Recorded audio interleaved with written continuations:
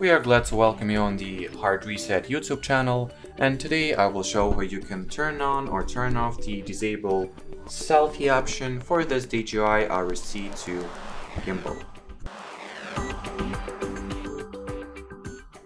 So to start, there are two ways to do that.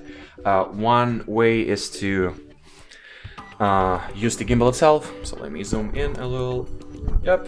Now open settings by pressing the left side dial, using it as a button. Here, find the advanced settings and open them. And here is the disable selfie option. That's use the same dial, scroll the same dial to navigate and press the dial to confirm, like that.